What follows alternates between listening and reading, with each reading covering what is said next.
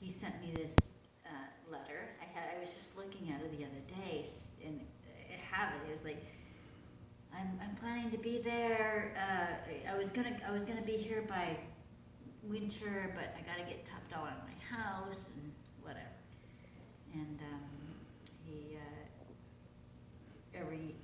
all the time we would call him up and we would say, "When are you coming?" And he was. I mean, it was like, long story short, he came. He was always he's coming soon. But then the market. As soon as he sells the house. As soon as he sells the house. The market fell out, and he kept on, it was just like taking forever for him to get here. What was your feeling about the whole, like when well, did at you first it was, actually I met him shortly after that, and it was, I met him in Sacramento first, I guess, maybe? Or no, I met him at our wedding, actually. It was probably the first time I met him. Maybe. But, when she was trying to convince him to come to LA, I thought, sure, it's a great idea. I didn't think he was going to be staying with us. Got it. So we're like, yeah, come to LA. Sure, okay, great, he's coming to LA. And then it's like, okay, well, where is he going to stay?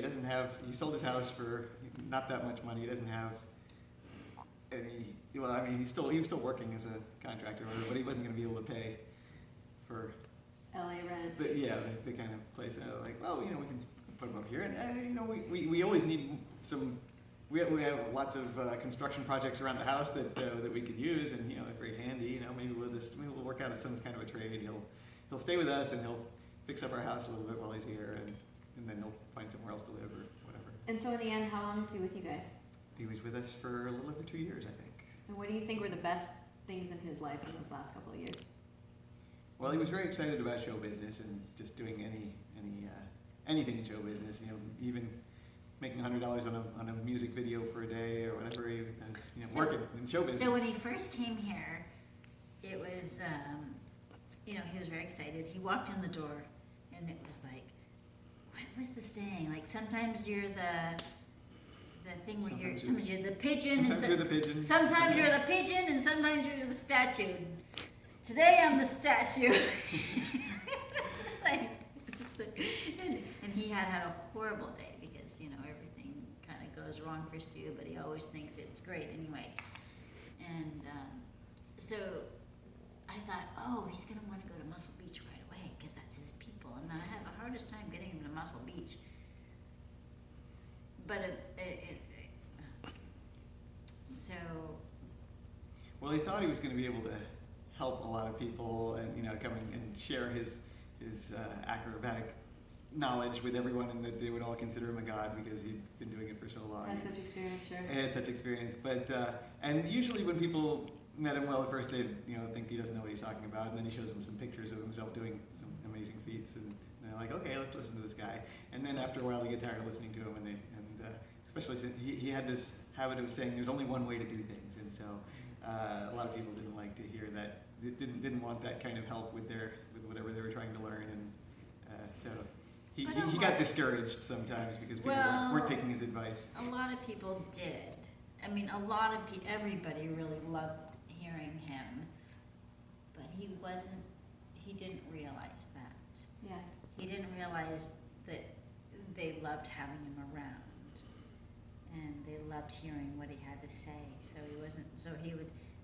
We have in Acro Night, we have so many people doing hand to hand, and he really wanted to teach people, but he didn't realize that you just have to have a little patience, and there are certain people that are going to be willing to listen to you, and certain not. Well, also, he was used to people being serious about their acrobatics and wanting to do it professionally. And, Yes. So these people are hobbyists. Yeah. They're having fun doing this. they don't want anything that'll interfere with the fun. You don't have to train something that hard that it's not fun anymore. So, that was probably really the reason why people weren't taking his advice at first. They're like, no, we just want to play. And he didn't like that. Acrobatics for just playing. That was without the discipline. They're not so undisciplined. They're not serious. Not worth my time. So I was really driven to get him into the movie business because he really wanted to be in the movie business. So the only agent, so I got him our kids agent because I knew that I could get him in with that agent right away, and she fell in love with him and took him on. Even though she's a kids agent, she was also doing adults. She also did adults, and so the most like your question, the most exciting day was when he got his first audition. It was amazing. He got his first audition, and I have a picture of it. It would be just how exciting is that? It's a non-union, it's a nothing job, but he was going Show on it. to he was Doesn't going on matter. to his first real audition. Yeah. It was, so I took a picture of him out in the driveway, going off to his first audition.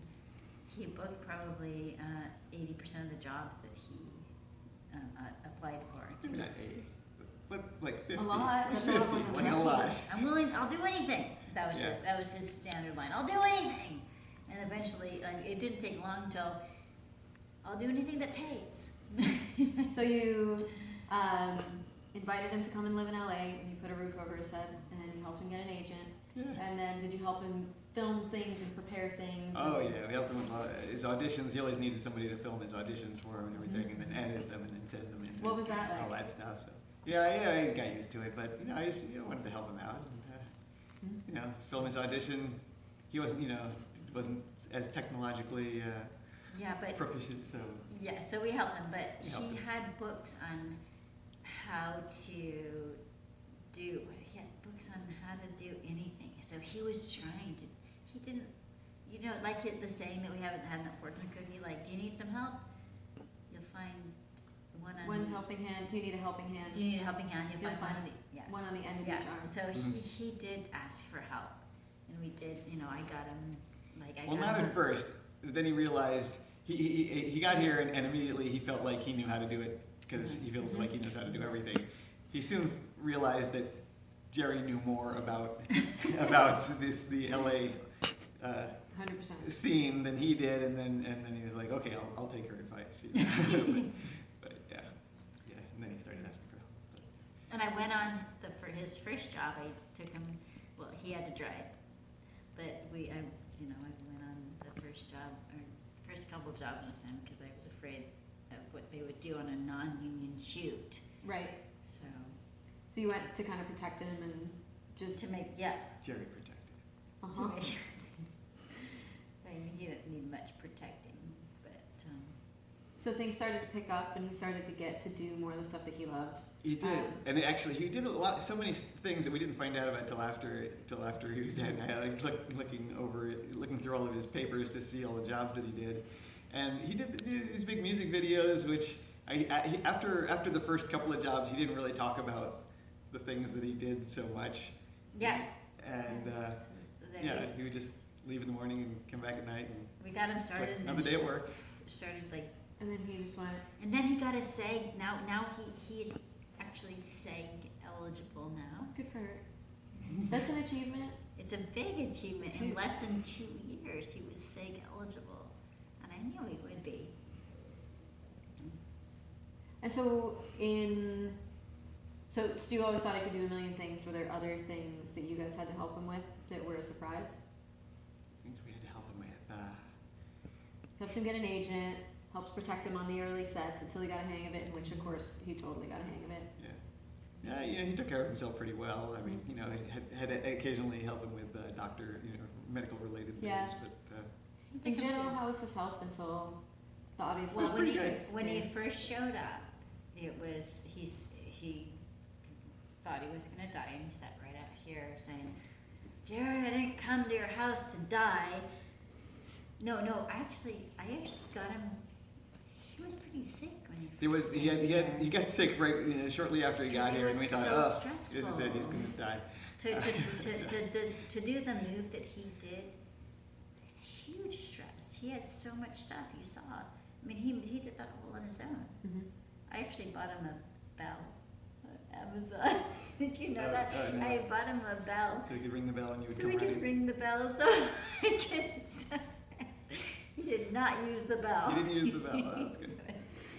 Yeah. And so then he started to. No, he went through that several times. So one time on Easter, probably 2018, we were off doing something, and he was Jack and Max came home early, and he left this note on the counter that was, "Can't breathe, gone to Providence." Providence? Gone to Yeah, Providence. that was the note. I mean, I have a picture of this. "Can't breathe, gone to Providence." And so Chris, oh my God, he can't breathe.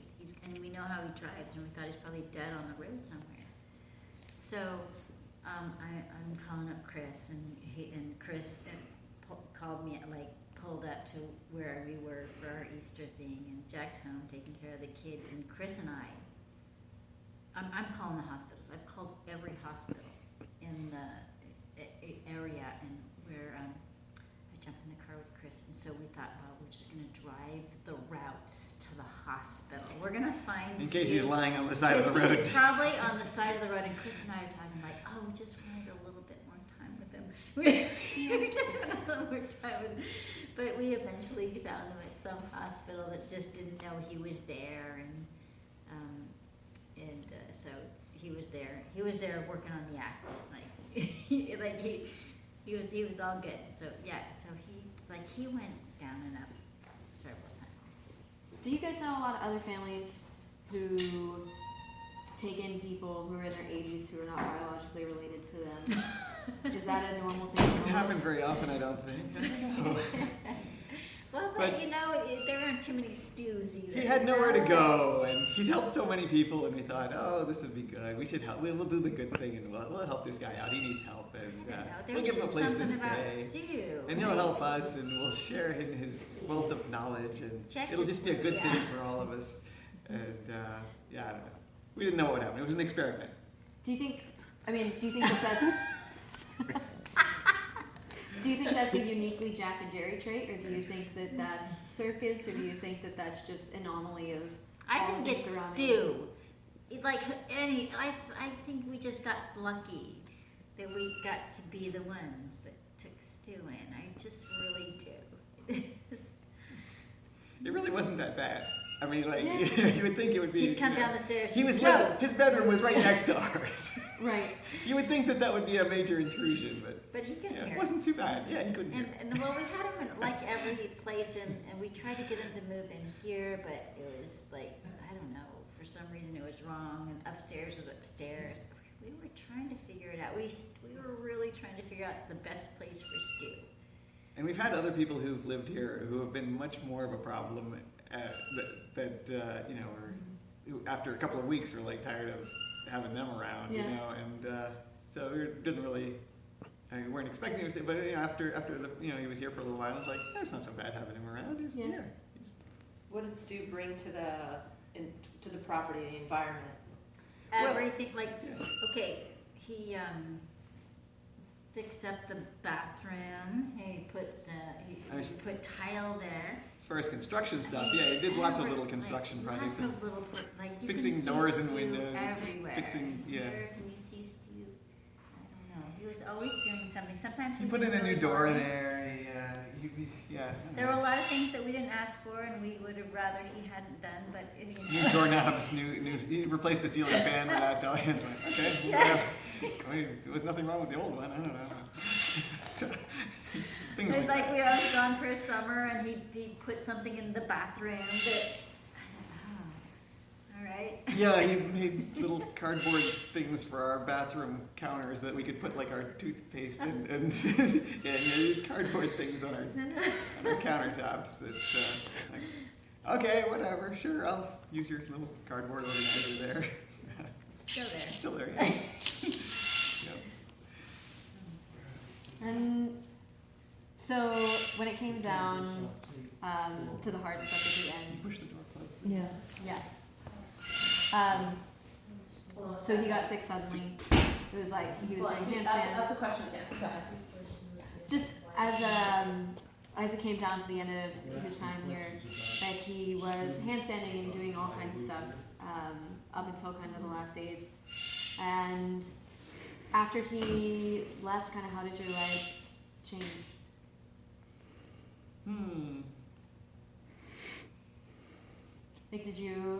Were you fully aware of how much of a presence Stu had been in your lives? Well, there was the first. I mean, just little things around the house would be like something would need to be fixed, and where normally I'd say Yeah. just do, hey, could you take a look at that thing? It's the The drawer faucet, stock or we whatever. have a really leaky faucet. Yeah, we got a leaky faucet. Can you just like take care of that? And he would just like take care of things like that. Yeah, he just did, But- he did everything the hard way and the long way, but somehow he did so much. I don't know how he did it all. What about his presence and to His the presence, his presence. Yeah, I mean, the house definitely felt emptier without him here. It's like, and even though he wasn't around that much, we didn't see him that much, except, we'd see him in the morning, he'd come down the stairs and leave for the bagel shop, and then we'd see him at night, he'd come and eat dinner over there, sometimes he'd be in here working out and stuff, but, he wasn't a major intrusion on our lives. I think he really tried to stay, to not be a burden on us at all, in any way. He tried to So keep a low he tried to profile, stay. but he loved the relationship, and Yeah. like he would teach the kids handstands every Yeah. day, and one time he took Max to Taekwondo, and after he did that one day, he realized how he could connect with Max. And he told me, I realized how I can connect with Max. And he drove all over the city trying to find a kicking bag, a punching bag for Max. And he has it out there. So that he bought a bag for Max so that he and Max could do kicking together. So he was always looking for connection to people and wanting that. And trying to help us with their show. And all that yeah, stuff. and like every opportunity, he tried to not intrude, but every chance he was given or had, he was there. And it's such it was such a blessing to have him here. What do you think it meant to him to be a part of a circus community for his last couple of years? To get to be rescued from a life in Sacramento with construction, to get back to not only living in a circus environment with acrobats coming in and out, but also you guys were a part of, bringing in someone so he could get his show going from Cirque du Soleil. You can just go ahead and speak on that. He really loved it, and I was really happy. Okay, so We'll start with what did it mean to Stu, do you think, that? So, what did it mean to Stu to be here, getting into the movie business and circus? And Yeah, I think he was just excited to be a part of the scene here, and just be in LA where everything's happening, and he got to be feel like he was a star too, but he was a star, Yeah. and the thing that we knew, so he was staying upstairs, and we would hear him playing the things over and over, like the Always Win machine, which was his first thing.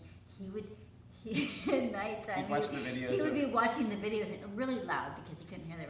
He'd be watching the videos, and then he would be calling people and talking to his friends and telling them about his time on set over and over and over and repeating those stories. And so he was very proud. he was really having a great time being here. Do you feel like when do you feel like Stu was the most Stu? The most. Yeah, like when he was in construction, when he was in circus, when he was in a show. Stu was being the most Stu. Stu's heart was in circus and acrobatics. He ran away to join the circus when he was 16.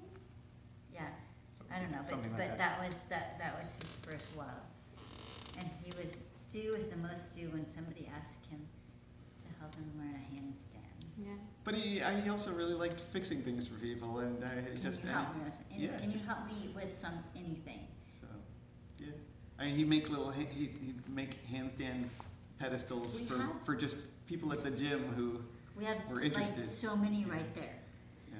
We have, and he made a whole thing, a stair thing for the kids to walk up because we had him teaching the kids handstands. He just liked helping people like that. From my perspective as a person that just saw Stu in this environment with you guys, it feels like in a lot of ways like you brought him home And one of the most beautiful things that I got to see was the last day, when I got to go with you, Jerry, to say goodbye. And that, from what I understand about Stu's life, this person is this big wild character whose heart was really in the circus, who was truly, like, uniquely himself. And he had made the decision to donate his body to science, which would mean that today, when we all came to the memorial, that we wouldn't be able to circle around him physically together. And that I got to be there when you said goodbye, when you got to be the last person who loved him and who held his hand. And before we went, you ran back into the house to bring him his gymnastics shoes and his spoons and his top hat. Can you talk about why you chose the spoons and the shoes and the top hat to make that place? Because really, we were just outside in a hallway outside of the morgue, and you made it kind of sacred by bringing the circus to him for that last moment. What made you think of those things specifically for him?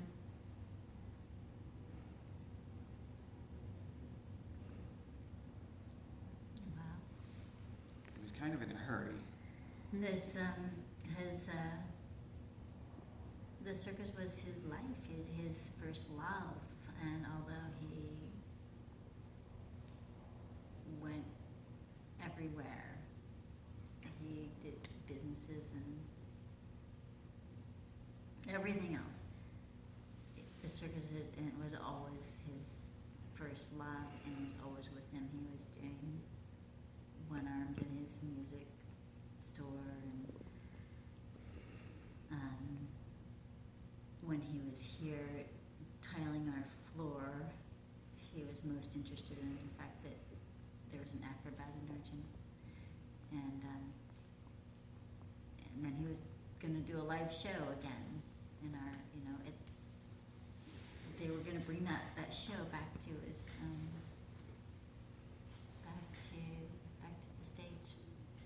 So, and I thought that was going to be the main, and his shoes. His shoes were so important to him because when I was in Sacramento, he told me to get these shoes, and I forgot that one day. The shoes, and he had some shoes just like this. He would always wear those just to come in here and work Yeah, out. he put his shoes on, and he put his wrestling suit on, and or maybe it was just his pink shorts and his. And the spoon was because he worked on this trick where he would balance a spoon on his nose, and I guess he did it when he was younger. He could, I guess he could do it. He could do it. He kind of lost the ability, but he wanted to get it back, and so every day he'd be in here with the spoons, trying to balance a spoon on his nose, and then he used to be able to balance it on his nose, and then he would let it fall and catch it behind his ear, and that was the trick, and he really wanted to get that back. So every day he'd be in here practicing with these spoons, and he had a bunch of spoons so that when he dropped them, he would just put the next We spoon would up. store them over there on the shelf. So he had his spoons. And then yeah, he'd do it like he couldn't do it. He could not do it. He wasn't ever going to be able to do it. But he was gonna, Yeah. But Chris came in, and one day when they were doing this on, we had this on film. Chris did it one day, and by accident he got the spoon and got it behind his head, but he'd done it wrong. He'd done it too fast, and so as soon as Chris did it, it's like that was too fast, but Stu is mic'd. Did you hear this story? I did. Like Stu was mic'd. So, but as soon as Chris did it, Stu told him, that was all wrong. You did it too fast. And then he goes into the bathroom right here, and he says like, and you can hear him. How did he do that? How the hell did he do that? And you can hear he didn't forgot that he was mic'd. But why did it? Yeah. Those were just things that we just thought represented him at the. Yeah, his shoes. On short His notice. shoes. Yeah, represented him, and his top hat. Can you push that door closed? When she's. And do you have And any? his spoons represented that he's like. He would have kept doing those spoons every day until he was 150. Yeah. Because he never would have believed that he couldn't get that trick, and he probably would have. He probably would have got so he could do that. But it wouldn't have mattered that it took him 1,000 hours. He still didn't would care. he still would have It was come worth. out It would be here worth it. every day, and he would have done that. He would Yeah. have worked at that. Yep. Because he just didn't believe you can't do it. He's Never gave up. Do you guys have any other circus family, or do you feel like there's a special thing among circus people that makes them more apt to stay connected in that way and to bring somebody into their home? Like, is there some shared experience that you guys have with people like Stu that makes that easier, like in our community than in normal communities? Because honestly, you don't hear about that happening super often. Well, we did have this kind of a shared experience. I mean, of just being in show business and traveling with circuses and variety shows and things like that. So, you know, we understood each other. Whereas normal business people would not relate to him quite so much, but yeah, or us. But we're able to share. But we have a physical connection because the things we are very physical, and a very emotional connection because we're in theater. We're dramatic. It's circus is everything. It's emotion. It's movement. Tenacity. It's life. It's tenacity. And we're all just trying to survive. It's tenacity. And we Yeah. all- It's circus is life. Circus is painful. If it's not circus, if it doesn't hurt, it's not circus. Right? If it doesn't hurt, it's not circus. So those things in circus, a lot of that is basically like Stu, right? Of like being a unique character, work ethic, tenacity, like passion, all of those things. Yeah. It's not easy. It's never easy. But you know, As Stu would say. it's never easy. Circus is never easy. Yeah. But No, every day he would. It was every day. He was like, gotta go to work. But it's so light because it's so gratifying. Because the Never things give that up. things that aren't easy are the most gratifying. Gotta find the next big job. Gotta work on the next big trick. So to say it in kind of simpler terms, how was Stu like the circus? I was doing this. So Stu really embodied circus.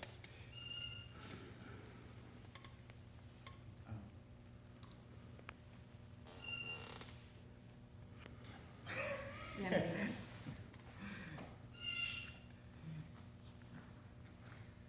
Is there one more? Stu embodied circus Stu did embody circus.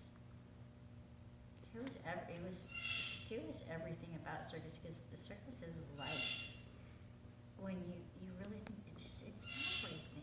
It's because it's I'm just realizing that nothing about circus is easy, and that's why it's so gratifying. You have to work so hard to get anything. Like the spoon on the nose. Imagine trying to learn to balance a spoon on your nose, and if you try it, you think that that's impossible. But the people that do like circus, like Stu, they don't stop. They don't care. They're gonna do it anyway. It's Don't stop because it's impossible. because it's not because Just they're kidding. you gotta be new. You gotta be different. You gotta. Maybe it's not impossible. You never know. You're great. So today was really special for a lot of reasons. But what did you guys think, kind of looking around the room, what were your observations of like, as I was sitting here and I walked in and I started to hear people speak, it was kind of like looking around a room where every person in the space was probably the most interesting person at a dinner party. Yes. Is that pretty much what you were expecting? Like, Well, I knew the there was some- characters- So glad. There was a lot of characters here. I was so glad all these people came, and there were so many that didn't come, but every person that came was so amazing. His stories were so amazing and so similar, and from so many different parts of life that he was in, but really connecting so many different aspects of businessman, circus, construction worker, Yeah, yeah. We're all here. it's crazy. Musicians. Musicians. Stu is everything that they wish life. Everything. He did everything. I don't know how to say it. Is there anything, if you could distill the wisdom of Stu's big life into anything, are there any life lessons that you take away from having spent 2 years with one of the It most was- dynamic characters? When he lived by it, bite off more than you can chew and then Chew chew it. like hell. Yeah, and he's And that's what he did. He was rude and he was kind. He was non-judgmental. He just really cared about people. But you can be anything, you know.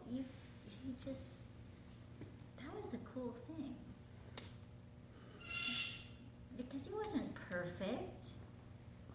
He was almost the opposite of perfect. He was so great that way, and he was so lovable that way. Anything else that you want to ask? No, you did great. I personally just want to say I think it's amazing that you guys took him in and gave him the last 2 years of life that he had, back in Circus Family, which helped, his dreams come true. You helped him. You were the bookend to his life. He had the beginning, and then you got away from it, and he got to circle back because of you guys, and you provided that environment, a safe environment for an older man who felt like he had family. He was like a grandfather to your kids. He got to do acrobatics. He had the work shed to work in, and I just think it's amazing, and I personally am so grateful for my time with you guys, and I think it's so beautiful what you did for Stu. So, and everything that you do for all the acrobats and everything, and you might downplay the alternative life that you have created, you guys are the anomaly, but you're also the example of what community really means. 100%. Yeah. When I think about you two, I describe you frequently as the combined mayor of circus in Los Angeles, in the way that you operate this place as a place where you expect that people are going to be the best versions of themselves, and it's only if they are good versions of themselves that this place survives and thrives, and that you are always there for the people who need you. You were there for Stu, you've been there for me. I've seen you be there for countless people who have rotated through the spaces in your backyard when they've needed a family. And every single time when we ask you if you think that you're extraordinary, you honestly seem to not be aware of the fact that you are. Yeah. Well, thank you. Yeah, we're really lucky to have you. And I honestly felt like today, being here and getting to see Stu's family, meet his circus family, and meet the community that was magnetized toward him, was a tremendous gift. That the alternative may not have been so bright for him, that there was a possibility that if he stayed up on his own, that he wouldn't have found his way back to his most Stu, to his most shiny, and to a bagel shop that embraced him, and to a young acrobat juggler who 100% wanted to get him back on stage, who believed in him, and that is the gift, is that you don't bog yourselves down in the space and the part of people that's more challenging for average Joe and Jane to swallow, and instead you look at all of the elements of these people that are so lovely and that are so lovable, and then you say, I am fortunate to be around this, instead of recognizing how incredibly lucky all the rest of us are to have you, and just really incredibly grateful to be part of your world and to see the example of what a circus family is, that stretches year after year after year, and you don't forget and you don't give up, because you see a dream and a light in a person, and that you invited him in and made that happen for him. and you give him all the credit. That's the thing. That's the beautiful thing, is that you give him a roof over his head and an invitation and all of these things, and in the end, you were proud of him, not of you. And I guess it's to the rest of us to be proud of you.